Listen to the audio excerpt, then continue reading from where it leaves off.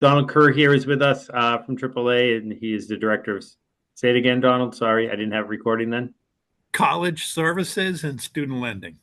And Donald, this is like maybe our fourth, fifth version of I'm, this. I'm going to say fifth. I think I it's our think it might fifth. be the fifth. So Donald is going to do the presentation tonight, folks, for college financial aid. And I know the last few years has been particularly challenging with some of the changes with at the federal level. So I'm sure he's going to touch upon that. So Donald, I'm really going to turn it over to you and let you do your thing. And as always, I might interject here and there if there's something specific to Norton, but otherwise, I'm going to listen to your expertise. Yeah, absolutely. Interject. I'd like it better that way when we have a little back and forth and All you keep right. it really what's, pertinent to your families. We can take questions at the end or as we go, however you Yeah, want to do it, I think is fine it's with me. given this format. I think it's easier if folks can in the Q&A, if you can just put in your questions towards the end. That way, sometimes the questions are going to get answered, and so that way we can keep it kind of flowing, and then we can answer all the questions at the end. Okay. Sounds good. I'll pull up the presentation.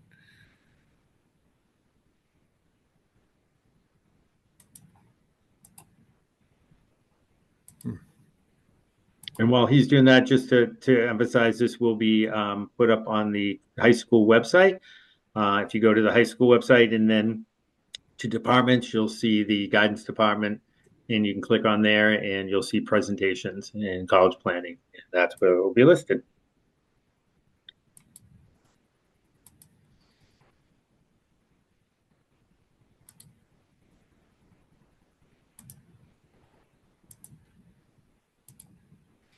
Right. Are you able to see the presentation? I am not. You should be able to share it though. And how about now? Nope. Yeah, let me switch you over to make you a host. And now you Okay. should definitely be able to present it if you do share. Oh, there you go. There Should we have go. been able to do Okay. it as a co-host, but we'll do it this way. We always get it done. All right. So you can see Yep, financial aid 101, how to apply for financial aid. absolutely. Perfect. Okay. So let me if I can get into it.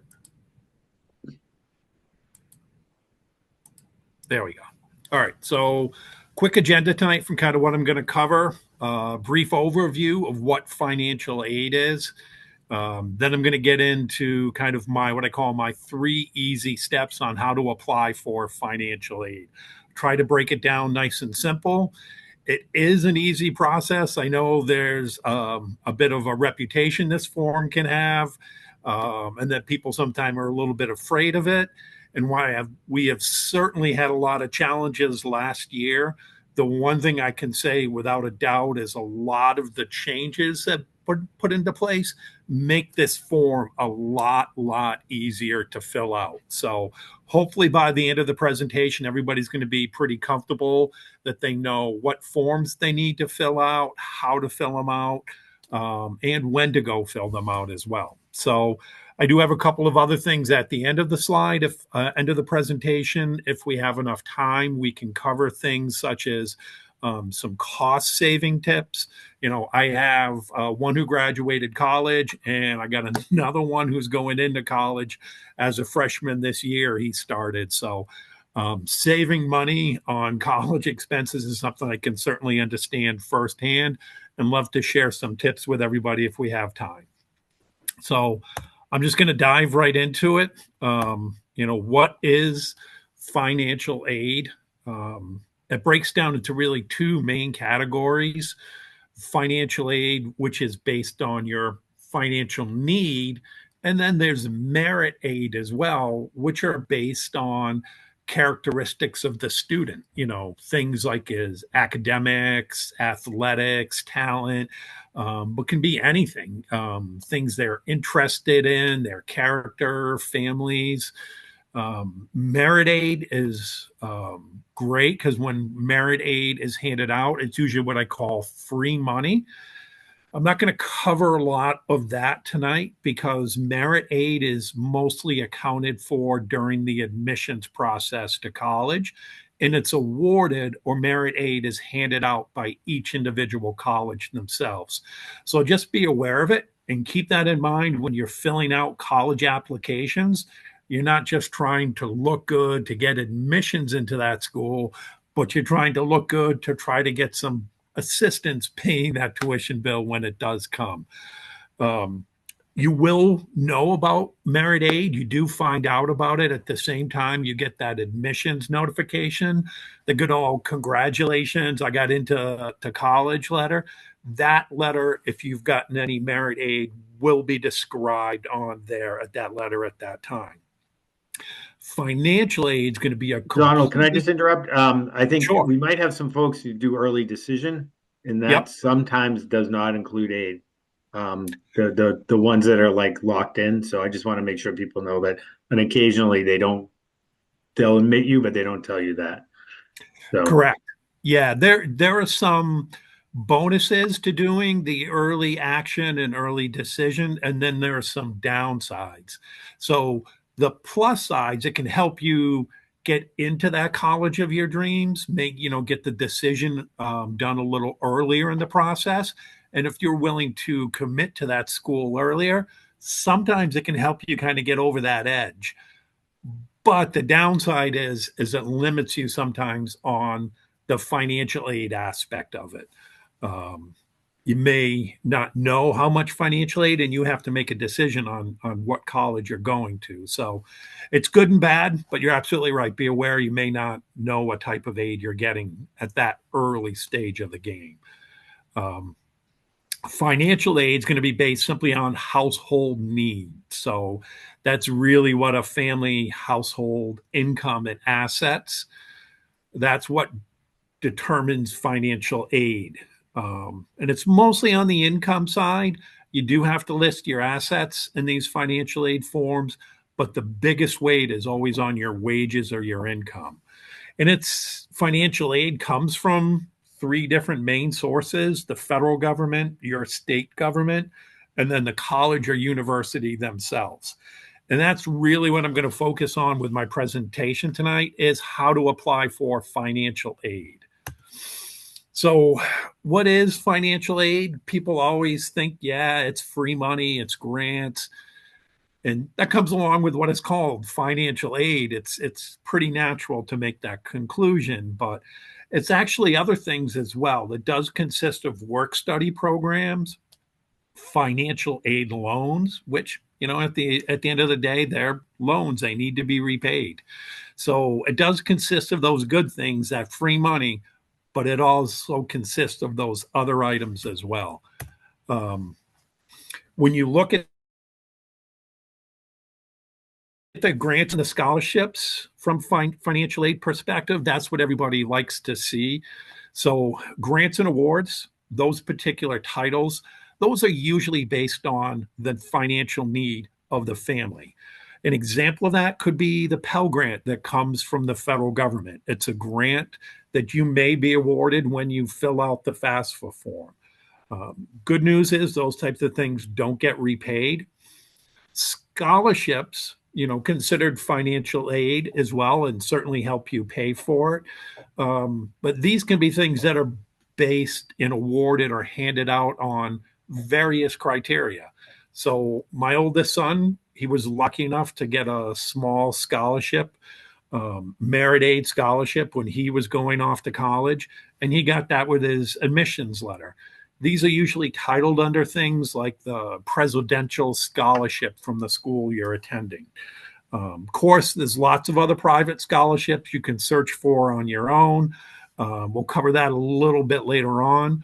But that gives you an idea of the different types of grants and scholarships and where they come from in the financial aid process. Now, the Federal Work Study Program is also financial aid. And it's really a part time job around the college campus. Um, you know, some people take advantage of these, but they're offered based on the strength of your financial needs. So not everybody is offered a federal work study job. Um, and even if you are offered a federal work study job, you don't have to accept it. I like to kind of call it what it is. It's money a student's going to earn during the year. It's going to go to pay expenses. It's not usually used to pay tuition. So if you ever see this type of thing or get offered it, it's great. Take advantage of it if you want your student to work. But just know it's not going to go to pay tuition. Um, and this is not the only option that's out there. If you want your child to work, it doesn't have to be through a federal work study program. They can get their own job on their own, either directly through the college or at all the businesses that are around the campus. There are a ton of businesses around campuses that rely on students. So, always think about what's best for your student. If you want them to focus on studies or if you want them to work and make a little money. If you do, this is work study is a great one to consider. So there are also financial aid loans that are out there. In my day, these were called the Stafford loans, not to date myself, but that's what they were called. They're the exact same thing now. They're called direct, unsubsidized, and subsidized loans. So at the end of this presentation, you're going to hopefully fill out the FAFSA form. Every student will be offered these federal loans. I always suggest take those federal loans. If at some point you're going to have to borrow as a family to pay the bill, you want to use these financial aid loans. They're generally the best loans, the best repayment terms, and they're the only what I call true student loan.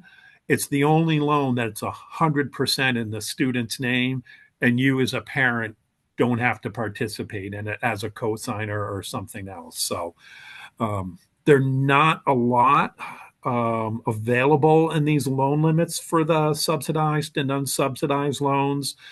Everybody gets offered $5,500 as a freshman, $6,500 as a sophomore, and then $7,500 in the junior and senior year. So filling out your FAFSA loan is going to get you access to those low interest rate loans from the federal government in that amount of money. You can also look at what's called a PLUS loan, which is a loan that's in the parent's name. So this currently has an interest rate of around 9.08% for anybody who currently has a student in college. And then on top of that, there are graduate and professional loans that are part of financial aid. Their interest rate is around that 8% mark. But, once a student gets their bachelor's degree and they continue to go on, they can borrow, still apply for the FAFSA form and borrow financial aid loans to pay for graduate school as well. The PLUS loan, why it's in the parent's name, it can help you cover the tuition bill because there really is no limit on it. The limit is essentially the cost of education. So if your school's $80,000 a year and you borrow a PLUS loan, you can borrow up to $80,000 a year. Graduate and professional loans, they go back to a little more on the limit size. That's up to around $20,500 per year. But still a great loan to consider once you get to the graduate type level. So one thing I hear all the time from people is, I'm not going to apply for a financial aid. I'm not going to get anything. My neighbors apply, they didn't get anything, and they make less money than us, so I'm not going to get anything. I always recommend absolutely everybody should apply. It's not going to hurt. And even if you are not counting on financial aid to pay the bill, if you look for outside scholarships, private scholarships, a lot of those organizations, they want to see the results of your FAFSA form as part of the application for a scholarship. So everybody should apply. And then, there's a couple of basic eligibility criteria here. A couple big ones I like to focus on is attending a Title IV institution. So, that's really a fancy way of saying it has to be a school that's been approved by the U.S. Department of Education or a federal government. You're not limited to traditional 4-year schools. A lot of people think, well, the government's only going to approve a traditional 4-year college. Financial aid is eligible at trade schools, technical schools, community colleges, and believe it or not, there's even a huge population of 4-year, undergraduate schools overseas outside the US that are eligible for financial aid. So whatever school you may be thinking of attending, it is absolutely worth checking into the FAFSA form and see what type of financial aid you can qualify for. The other one I like to point out, and I'll use my son as an example in this one, is maintaining satisfactory academic progress. So even merit aid, some of that good aid you can get up front based on the student's characteristics and their achievements. Merit aid and financial aid can all be tied to maintaining academic progress, which means good grades. So my son, for example, he got that merit scholarship. As part of a merit scholarship, he had to maintain a 3.0 or higher GPA. And at the end of the first year, he was an engineer student, mechanical engineering, and they threw a ton of the hard classes at him. He was under that. So he lost a $5,000 scholarship in year 2 because he wasn't able to keep his grades up. He recovered very nicely. In the subsequent years, his GPA rose right back up, and he finished out perfectly fine. But the other thing you have to look at is you're making a decision sometimes on where to send your child to college based on that financial aid package that they've offered you. Look at the details of what they're offering you, and it could potentially disappear for this reason. Something to keep an eye on. And if a student does drop below those thresholds, schools are usually pretty good. They have programs to work with them, kind of warning systems to give them a heads up to get those grades back up and help them maintain their eligibility for financial aid. But absolutely everybody should apply and consider all the schools you may be going to. Lots of schools are eligible for financial aid. So what application do you need to file? There are 2 applications you need to file. The first one is the FAFSA form. Everybody's going to have to fill out the FAFSA for financial aid. It's the gateway to all 3 of those sources of financial aid. So you're going to fill out one application for aid. It's going to go to your federal government, your state government, and then every college. You can list up to 20 colleges on the FAFSA form to receive it. It's also free to file. Another reason why there's no reason not to fill it out. It's not going to cost you anything more than a few minutes of your time. In addition to the FAFSA form, there is a second form called the CSS profile form.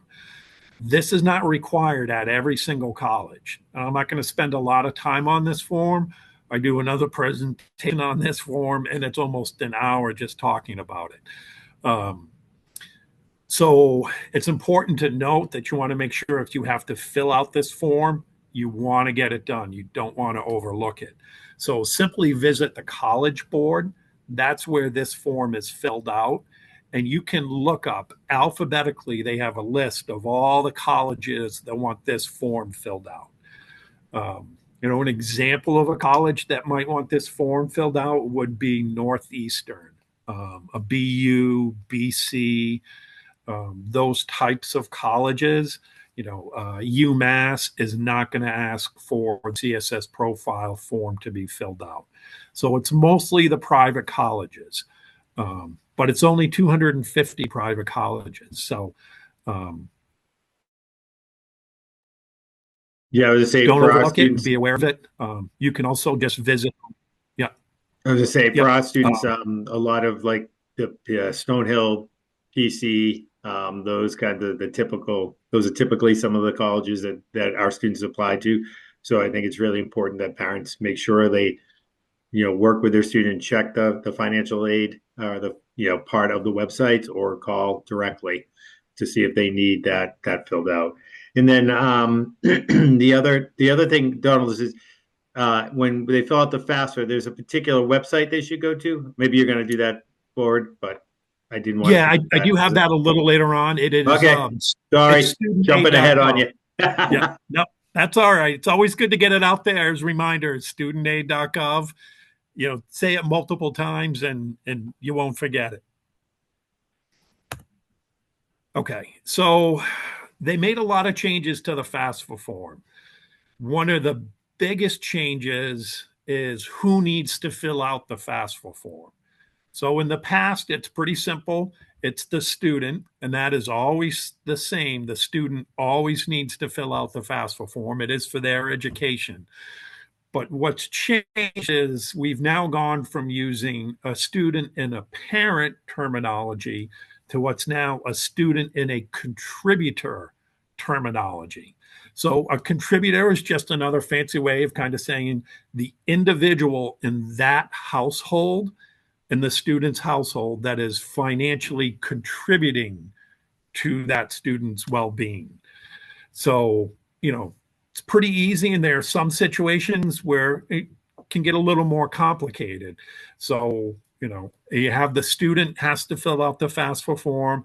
If they have a single parent who's never been married, they're the contributor in that household. That single parent needs to fill out the FAFSA form. Unmarried situation with legal partners, adults living together, you would now have the student who has to fill it out, and they would have two contributors that would need to fill out the FAFSA form. A married situation, that's pretty kind of straightforward. You've now got the student and the two individual parents that need to fill out the FAFSA form. Remarried, that's one that comes up all the time, right? So parents are married, they have a child together, they get divorced when the child's 15 years old. One of the parents remarries, and then they go to fill out the FAFSA form. And they go to fill it out, and they think they need to include the biological parents' information. They do not. It's the current household. So it would be the the mother-in-law or the father-in-law, the stepdad, stepmom, who needs to fill out that information along with the student's information. Divorced or separated, that was another big change they implemented. So divorced or separated situations on who needs to put their information into the FAFSA form. It used to be by who the student lives with. So if the parents were separated and the student lived with mom, it was mom's information that went into the FAFSA form. It is now determined based on who provides the majority of that student's financial support. It is no longer determined by the living arrangements. So if the parents are divorced, student lives with mom, mom is not remarried, but dad is living in a separate household and he provides the majority of the financial support. The FAFSA form should be filled out with the student and dad as the contributor. So that one's going to be a little tricky for those situations. But if you follow that simple rule, you should be okay and fill it out the right way. When you have that situation of two parents that are in separate households and you're determining which one parent fills it out, the second parent is considered kind of the non-custodial parent, and they do not have to provide their information into the FAFSA form. Not the case with the CSS profile form. They're going to ask for everybody's information across the board. They would, ask for mom's information. If mom was remarried, they would ask for their new partner's information, as well as they would reach out and want the ex's information as well. But just know for the FAFSA form, if you try to follow some of these rules, you should be all set on who needs to fill out the FAFSA form. So now that you know who needs to fill it out, what form you have to fill it out, what's the timeline? This was one of the other huge impacts from last year. So if you're filling out the CSS profile form, that was made available as of October 1st. You can go out and start filling out that form now. The FAFSA form was supposed to be released on October 1st. It is now going to be available for everybody by December 1st. And technically, what they're giving us is guidance at this point. Is they opened it up for a limited number of families to test the form on October 1st. And those families were notified directly by the U.S. Department of Education that they were going to be selected for testing. What they are then going to do, based on how those tests go, they're going to gradually increase the availability of the FAFSA form until it is available for everybody by December 1st. So, what does that really mean? It kind of similar to what happened last year when we had long delays. You kind of really didn't know if you would be able to access the FAFSA form. Should absolutely be available by December 1st. But what you can do in the meantime is you can just kind of randomly go out to the FAFSA form, log in, and attempt to access the FAFSA form and complete it. Some families will get in, others will not. They're just going to slowly increase their bandwidth from October 1st to December 1st based on how well testing goes. So, I have a student I have to fill it out for. I'm probably going to start looking at it the end of October and trying to log in and see if I can get in. Maybe I will, maybe I won't. And then I'm going to keep randomly checking it. But absolutely by December 1st, everybody should be in and be able to fill out the FAFSA form. I believe there were some people that were even invited to do that because that came up with one of our students that their family got an invitation after they had done their profile. So I know that caused a little confusion with some of our parents and students the other day, and we just addressed that as that, yes, there's a limited number of folks that are even being invited. Yeah, they should be part of the testing group, and that's Yeah. why they're receiving the invitation. And hopefully testing's going to go well. But yeah, it's just Fingers very crossed. limited. Yeah. Fingers crossed and and saying prayers that everything goes well for it. Then after that, you're going to get acceptance into the college, right? You're going to start getting your, hey, congratulations, you got in letters and, in the spring, January, March. The next thing that's going to happen is financial aid award letters start coming out. So that's really the first time you as a family can see how much it's going to cost you out of pocket to go to that school, as well as how much that individual school is offering you in financial aid. So that's kind of a key time frame. You fill out this FAFSA form and you don't necessarily get the satisfaction of results right away. Excuse me, you do have to wait a little bit. But in the springtime, you'll start to see letters from everybody you got accepted to, every college that says, hey, congratulations, you're in. They then follow up maybe about 30 days later on average with a financial aid letter, which shows you everything you get from the federal government, the state government, the college themselves. And it's going to be all added up on one little letter for you. So it's a really key time frame. That was dramatically impacted last year by the delays that happened. Schools did make adjustments for it, but it was hard on the families not knowing all those award letters. I myself had to wait until 2 days before June 1st to get my last financial aid award letter from a school.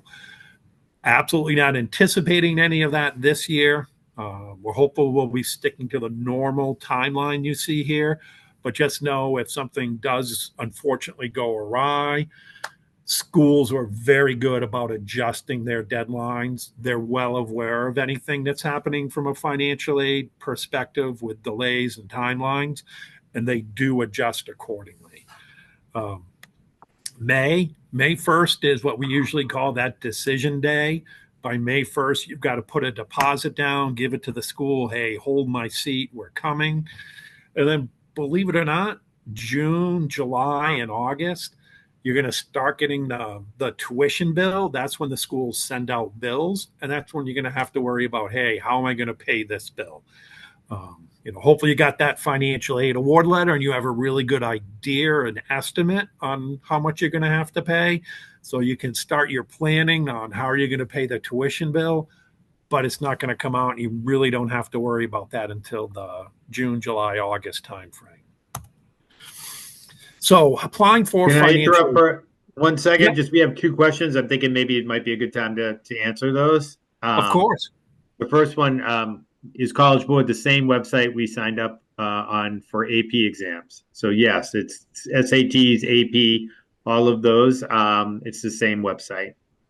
And then the second question, if is the FAFSA form timeline something we follow for juniors or just seniors? It would just be your seniors. This would be for senior, applying to college this year. Correct. So, yep. I know we have some junior parents here because we like to give them a little taste of what they're going to be in for next year. And, instead of giving them the fire hose approach, we try to ease you in. So, but yes, this would just be for seniors. Perfect. Yeah. Excellent point. All right. That's our question so far. Okay. So you're going to need to gather information before applying for the FAFSA form. So for high school seniors applying for the 2026 FAFSA form, and I always do a double take every time I say that, but yes, that's the right academic year somebody will be applying for. You're going to need to gather for any contributor, you're going to need to gather the 2023 federal tax returns, 2023 W-2 forms, and anything related to any 2023 untaxed income. This is what we in the financial aid world like to call prior year tax return from the academic year. They really go back on that financial year that they're looking at. So if you have a junior in high school right now, when you go to fill out the FAFSA form, you're going to be using your 2024 tax information. So that tax year is upcoming. Just know that that's that tax year, 2024, that's going to affect you when you apply for financial aid as a junior. For asset information, you're going to want to gather information on your checking and savings accounts, in assets and investments. And before you go down that too much, I have a whole slide just for assets investments because there's a lot of things you're going to count and a lot of things you do not count when it comes to assets and investments. But just know what they want is what we call real-time information for assets and checking and savings. And that's defined as of the day you're filling out the form, they want to know what the balance of your checking account is on that day. They don't want to know what it was 6 months ago. They don't want to know what it's going to be 6 months in the future, but what is the balance on that particular day? So this is the information you're going to want to gather. A lot of the tax return and W-2 information, I'll be honest and I'm going to tell you to gather it as just in case of an emergency. If all goes well, when we get through this presentation, you'll see how you're actually not even going to refer to your tax returns.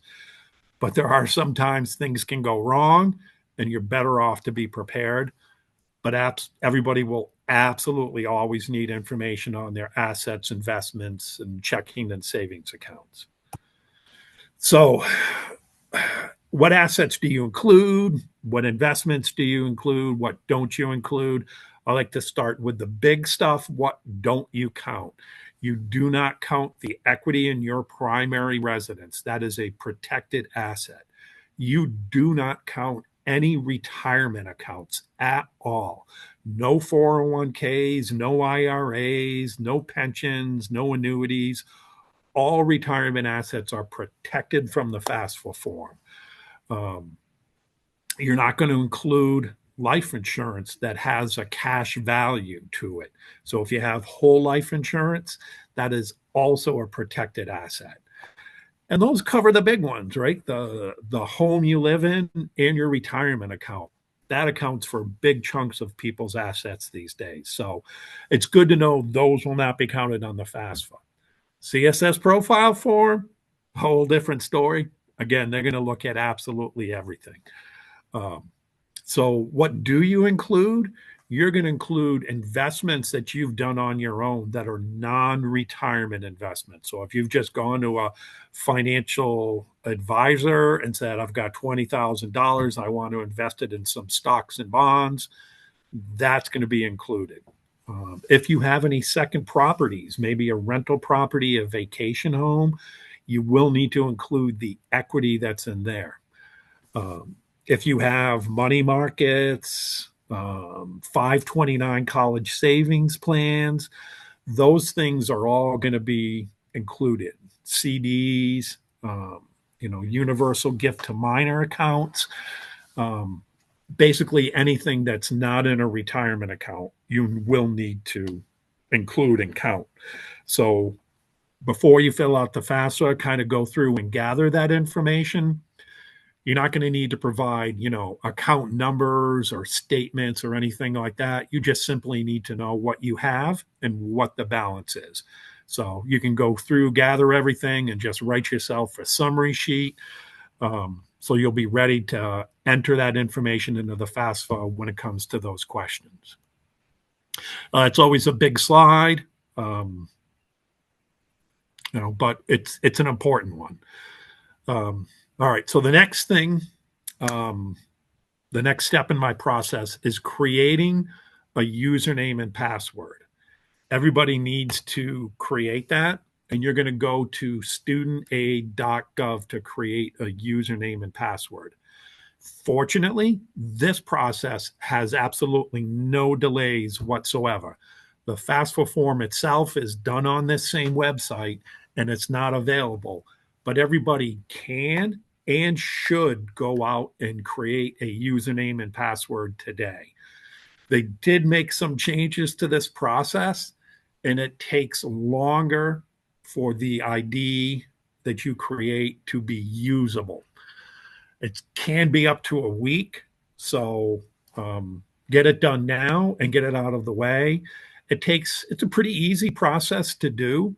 When you go to studentaid.gov, you're simply going to go into the top right-hand corner where it says log in and create an account. You click on there, create an account, just like any other account you create today for Amazon or any social media account. Pretty easy process. Takes about 10 minutes to do it for each account. What can be a little complicated is kind of what we talked about earlier, is the contributor versus the parent. So who needs to create this user ID? Absolutely, the student needs to create their own username and password. Then each contributor is going to need to create a username and password based on how they file their taxes.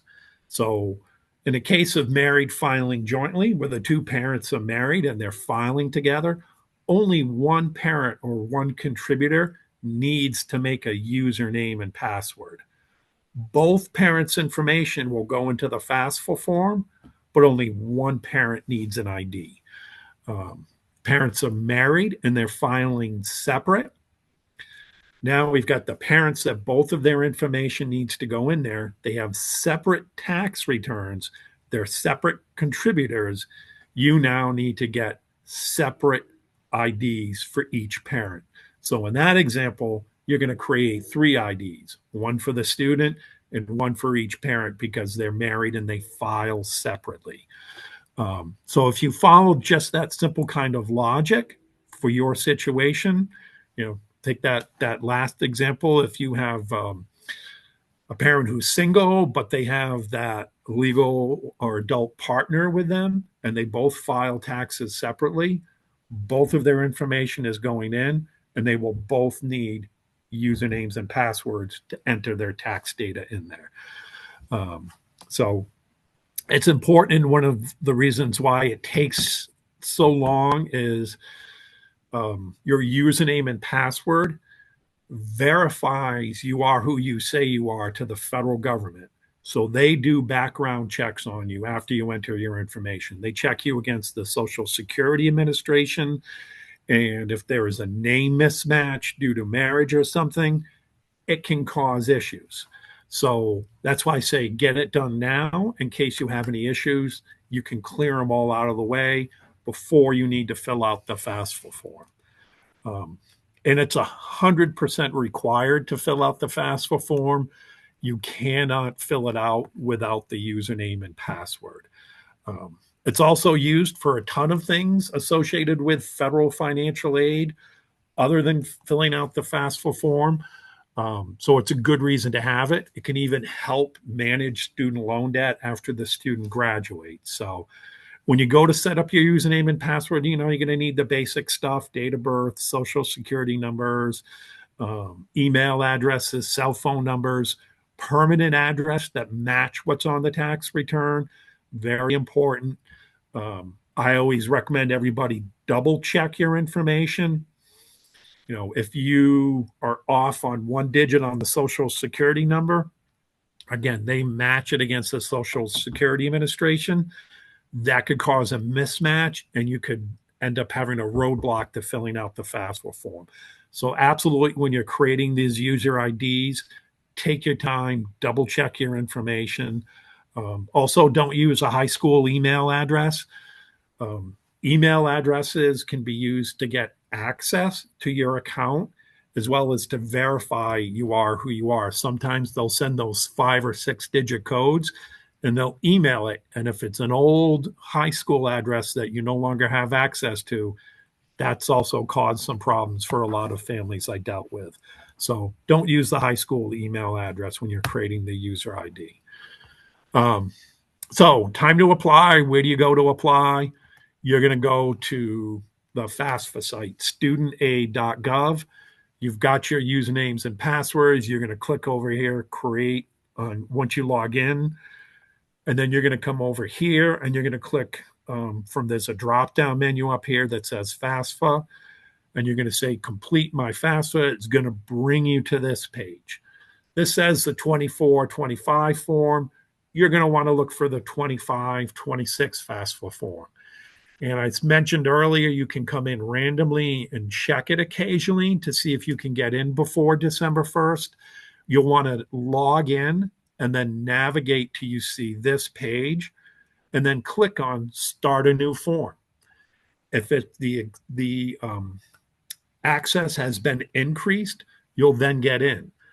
If you click here and you can't get in, you're simply still either have to wait a couple more weeks or wait till December 1st. So this is where you'll go to do the FAFSA and where you can go to check in to see if you can get it done first. The application itself, once you've gotten your IDs, I recommend, you can do the student section first, then do the parent or contributor section after. They did break this out into 2 separate sections. In the past, this was one form. Now it's actually done separately, a student form and then the parent form as well. One of the biggest things you're going to need to do, and that's new, is you're going to need to complete what we call a consent and give permission for the IRS to release your tax data. It's going to be a huge time saver for everybody. I recommend trying to do this in one single session, even though they're both separate forms. It's always good to make sure you get to the end of this process and get your confirmation. You can absolutely do them separately. A student can go fill out their section, and then a week later, a parent can go and fill out their section. But you don't get any results, and the information does not get transferred to the school until both sections are done. So do it together if you can, and it'll work out a lot better. So this is an example of what the consent and approval form will look like. It's a big, long form. This is probably only half of what this long page looks like, but it's one of the best things that they have added to the process. So you're simply going to go out here, read or not read this long form, but at the bottom, there's a box to check where you give your consent and approval. And what that is going to do is that's going to take your tax data at the IRS and it's going to share it with the school. You will not have to enter any information off those tax forms I asked you to get sooner. But if you don't check that box, you don't get results. Good news is it's going to fill in absolutely the majority of the FAFSA form will be filled in with you just by checking that box. So that is fantastic. It's also coming directly from the IRS. So it's verified accurate. When the school gets it, they know that information is kind of audit proof. There's no mistakes. So why did I say gather your tax returns? There are some situations where your tax data may not match up and be able to use this process. So last year, I'd probably say that was a small percentage. Maybe 1 or 2% of the families I worked with fell into that category, and they had to manually enter their tax data. So the majority of you will never need it, but it's great to have it just in case. It'll make sure you can get the process completed when you're ready to do it. So helpful hints when you're filling out the FAFSA form, you can list up to 20 schools. You don't have to list up to 20 schools. You can come back and add more schools later. But if you got a school that maybe you're on the fence, hey, why not just add it? It doesn't cost you anything. You don't want to be listing schools just to list schools.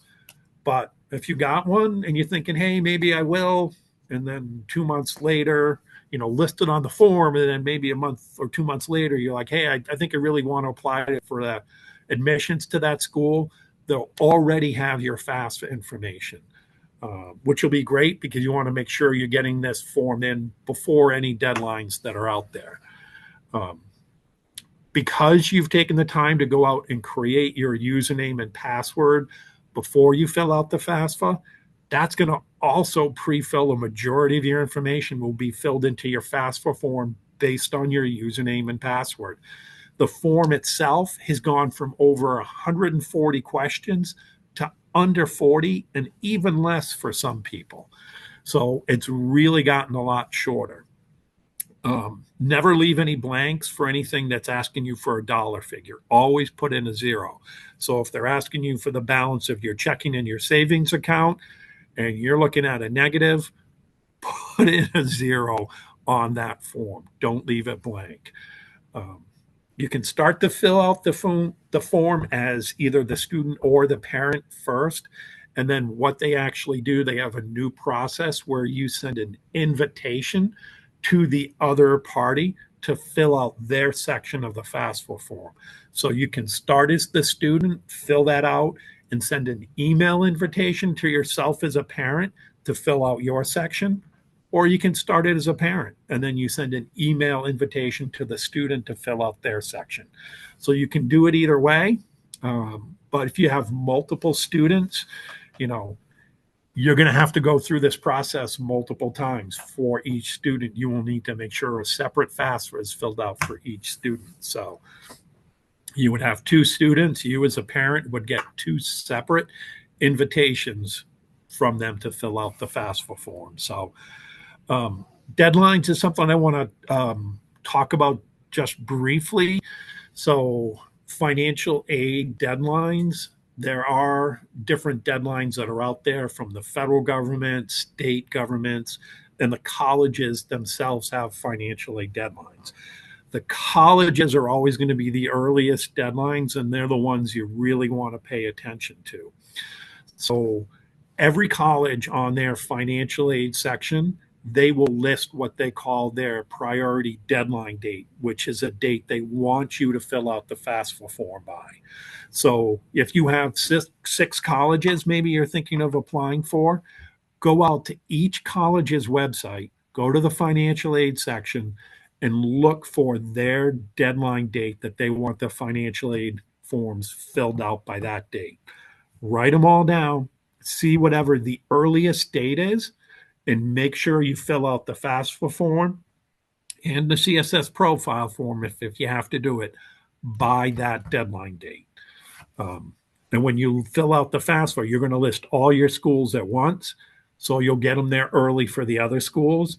and that's no harm. It will certainly help you potentially in the long run. So keep your deadline dates, know what they are for filling out financial aid, and just make sure you do it by that earliest one. So what's going to happen after you fill out the FAFSA form, right? You're going to go, you've got your IDs, you fill in all your information, you give your consent and approval, you enter your asset information where they ask for it. Basically, once everything is done, the student will receive almost instantly information on the same exact screen that says kind of congratulations, your FAFSA has been submitted.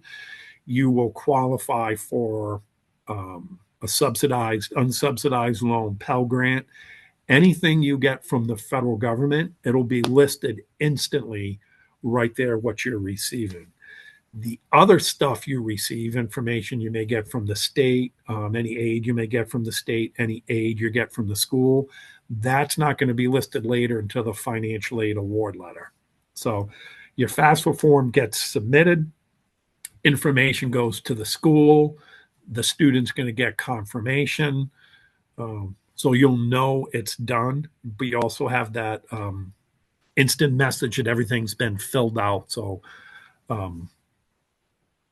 it's probably key to point out at this juncture that earlier we talked about you're filling out the FAFSA based on your 2023 tax information, and that's what you're agreeing to share with the school.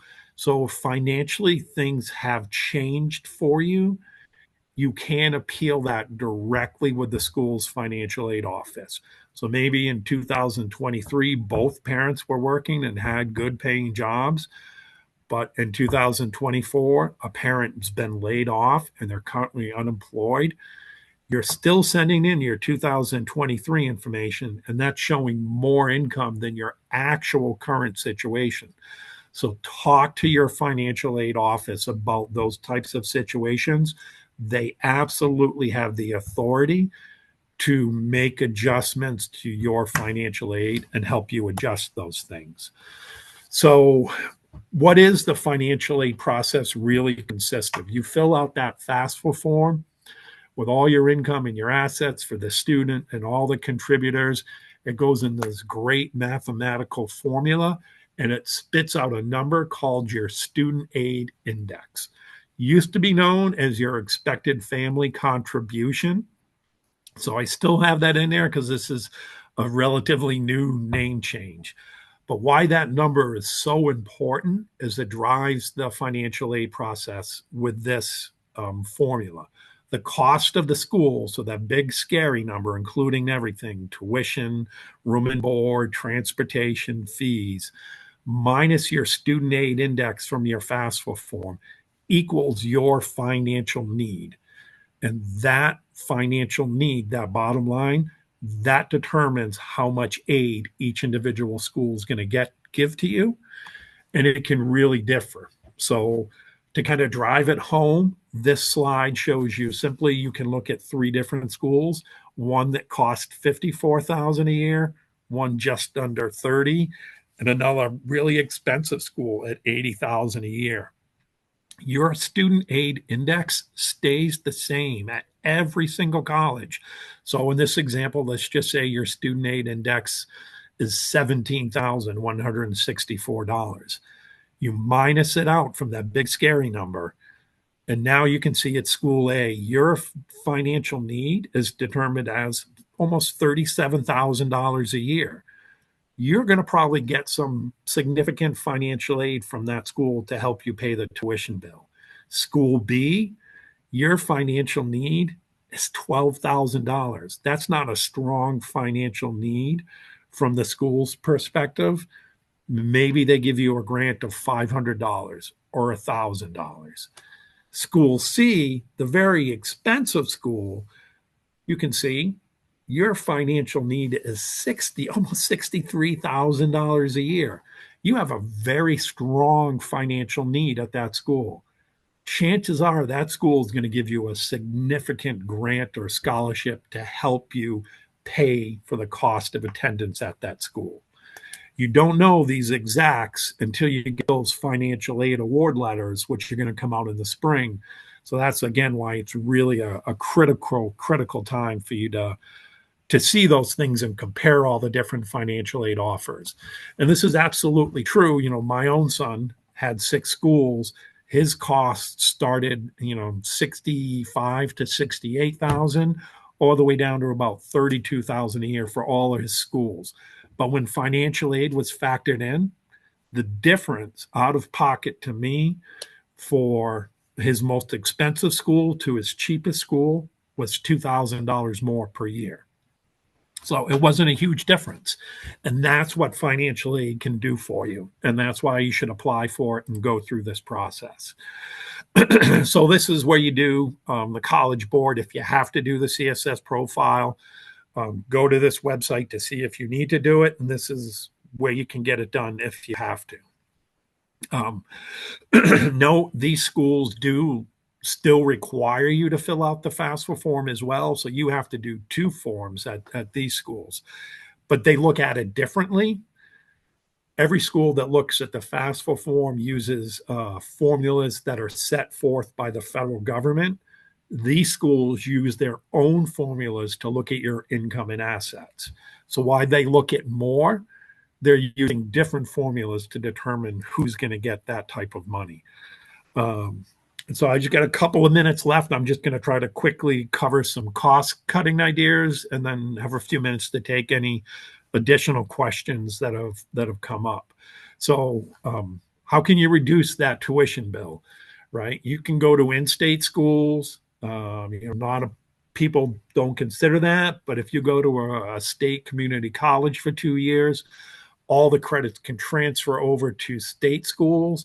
And I've seen a lot of expansion over the last couple of years that's starting to even go into some private schools. So if you're taking, classes at a community college, if you're hitting a certain GPA, not only can you transfer right into a state school, you can sometimes take all those credits and transfer them right into a private school. Things like sibling and legacy discounts, right? If you're going to send 2 kids to a school, ask, will they give you a discount? You go into a school that your grandfather went to, your father went to, you went to, and now you're sending your child there. Ask if there's legacy discounts. Sometimes these things exist, but unless you ask, you won't know about them. One of my favorite ways to reduce the cost is the New England Board of Higher Education.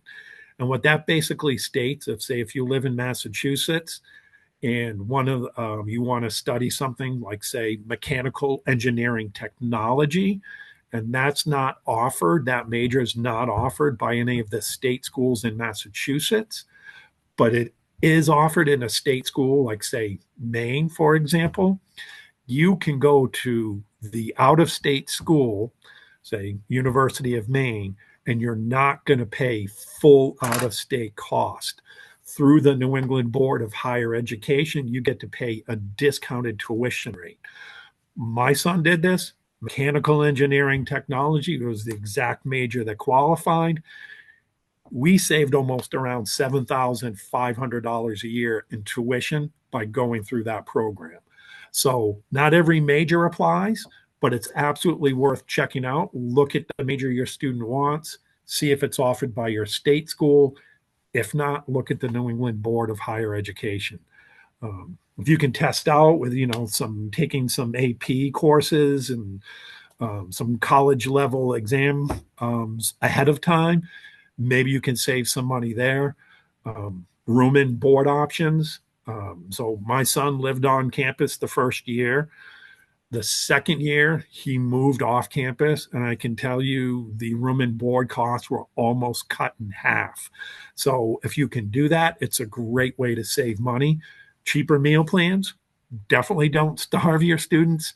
But again, I'm going to use my son as an example. I signed him up for 3 square meals a day, that plan plus extras. He never used it once for breakfast. He was taking late classes. The first time he was hitting the cafeteria was 1 o'clock in the afternoon. So immediately changed his meal plan to a cheaper meal plan. Books, you can rent books. You don't need to buy them. You can even share a book. My son was roommates with a fellow engineering student. They had the same class one semester. One of them bought a book and they shared it. So there's lots of ways you can do that. And then you're going to get tax credits as well. So know you have a student. If you have an accountant, let them know you have a kid going to college. Or if you're the type of person who likes to do TurboTax and do their own taxes, just research IRS publication 970. Lots of tax breaks. They always change from tax year to tax year, but there are lots of things you can offset some of your expenses. And of course, scholarship. Start searching for scholarships now until the day your student graduates. Your high school, the colleges you're going to, they will have lots of scholarship resources for you. Take advantage of them, use them, and apply for as many as you can. So just interrupt for a second, Donald. I just got a couple of things.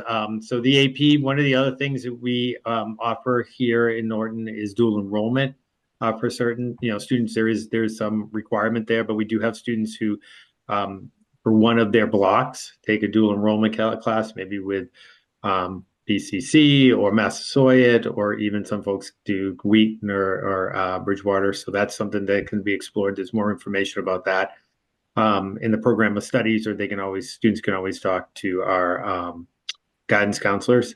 That's not free, but it's at a reduced cost usually in terms of tuition costs. So that's one way that students have gotten college credits early. We are doing some work with early college. We have a couple of pilot programs as well that students have taken advantage of, and we're hoping to grow those.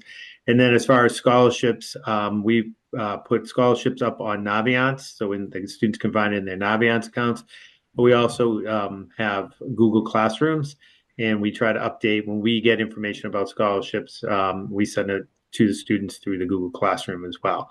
And then finally, in February, usually the week before February vacation, we will send out a Google form for students to fill out. We'll do an assembly with the seniors, but and explain this whole process. But we have some specific Norton only scholarships that we get from different families, teachers, parent boards, local community banks, all kinds of different folks that we basically create one form that the students fill out. And then based on those answers, we're able to kind of filter that for, okay, these are the students that are available for this scholarship or that scholarship based on the requirements. So that's something they fill out. I think it only takes maybe an hour and a half to fill out, start to finish. You'll be amazed at how many students that don't fill that out. So parents, you'll get something from me reminding you about that. But I've had a number of students who easily would have qualified, for example, for the soccer board scholarship because they played all 4 years and had the right GPAs and all that, but they just didn't bother to do it. And, maybe it's only $500, but that's $500 not coming out of your pocket. So please encourage your students to fill out the Google form. It's not a guarantee, but it's definitely something we do. And there are scholarships there for students that are going to trade schools. There's some very specific things about being, for example, the first group might be students who are related to firefighters, for example. So you don't have to be in the top 20 to get the scholarships. And we try to get that across to the kids. But again, any help from parents around making sure they fill that out would be great. So those are just a few things that we're doing here in Norton. Those are all great resources. You can also, if you're having trouble with the FAFSA form, the U.S. Department of Education has some great resources as well. Anybody who's a AAA member, we absolutely help our members get through this process as well at no charge. Part of being a member benefit. So you do have additional resources if you get stuck on the FAFSA form. Don't be afraid to reach out, whatever resource you want to use. Always happy to help, and you can always find resource anytime you need it. All right, so we have two questions right now. First one, can we link this to this recording? Actually, what we're going to do is we're going to put it up on the website. So if you go to the Norton High School website, go to departments, and then down to the guidance department, you will find it there. My understanding is the way that we are able to record this and then upload it, it's not really accessible for a direct link. So that's the best way. And if you can't find that, you can always reach out to me over at the high school or any of the folks at the guidance department. We can help you find the appropriate area to go to on the website. And then the other one here is, sorry, do we count a 529 fund that is in the student's name but is a gift from grandparents? Yes, so that is a fabulous question. So if the grandparents, when you take out a 529, there has to be the beneficiary listed as the student. If the grandparents are the owners of that 529 college savings plan, you do not have to list it. Okay. Will not count against you. All right. Is there any other questions before we sign off? Right. Not seeing any other questions. I'd like to thank you, Donald, as usual, for your outstanding presentation on this complex topic, and thank all of the folks that made it here tonight. And if you found this helpful, please let other friends that might be in this situation know that we have recorded it, and it's up. So sorry about that. So yeah, please let folks know. Otherwise, I'm gonna wish you all a good night. And Donald, again, thank you so much. Thank you. Appreciate it. Bye, everybody.